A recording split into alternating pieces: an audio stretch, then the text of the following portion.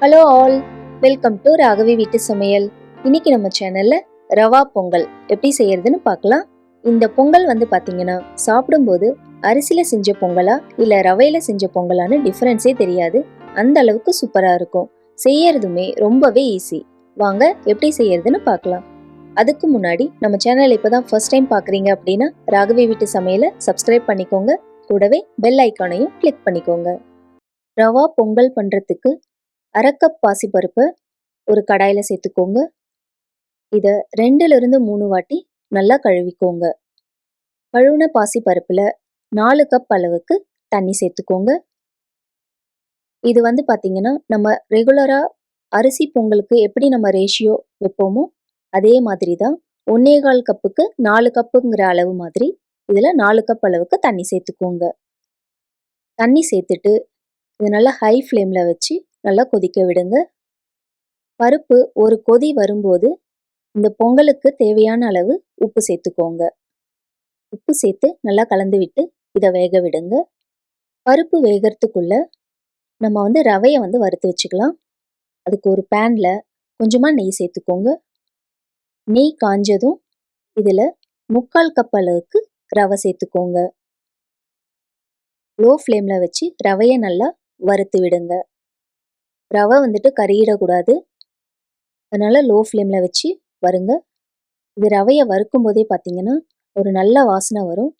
ரவையோட colour லைட்டாக மாறி லைட்டான ஒரு கோல்டன் கலர் வரும்போது ஸ்டவ்வை ஆஃப் பண்ணிடுங்க.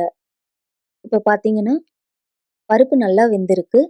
ரொம்ப குழஞ்சிடவும் கூடாது, அதே சமயம் ரொம்ப நெட்டாகவும் இருக்கக்கூடாது. பருப்பு எடுத்து பார்க்கும்போது நல்லா மலர்ந்து நல்லா இந்த மாதிரி வெந்திருக்கணும்.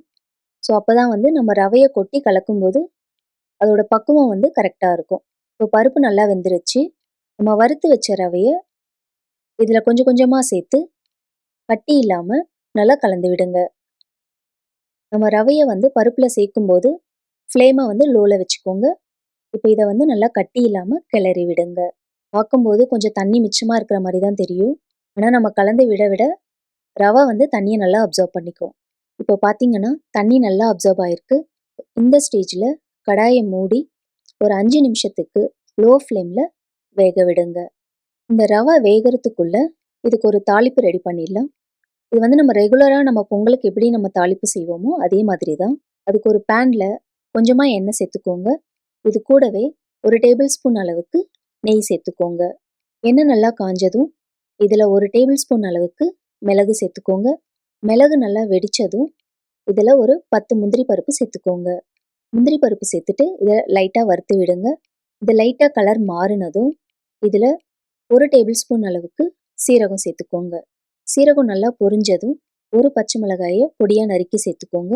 இது கூடவே ஒரு சின்ன துண்டு இஞ்சியை பொடியாக நறுக்கி சேர்த்துக்கோங்க. இதை லைட்டாக வறுத்து விடுங்க. கடைசியாக இதில் கொஞ்சம் பொடியாக நறுக்கின கருவேப்பிலை, கொஞ்சமாக பெருங்காயம் போட்டு நல்லா கலந்து விடுங்க. இப்போ இந்த தாளிப்பை நம்ம ரெடி பண்ணி வச்சிருக்க ரவா பொங்கல்ல இதை சேர்த்துருங்க. இதை சேர்த்துட்டு இதை நல்லா கலந்து விட்டுருங்க. அவ்வளோதாங்க, ரொம்பவே டேஸ்டான ரவா பொங்கல் ரெடி. இது கூட சட்னி இல்லை கத்திரிக்காய் கொஸ்து வச்சு சர்வ் பண்ணி பாருங்கள். ரொம்பவே டேஸ்டாக இருக்கும். கண்டிப்பாக நீங்களும் இதை உங்கள் வீட்டில் ட்ரை பண்ணி பாருங்கள்.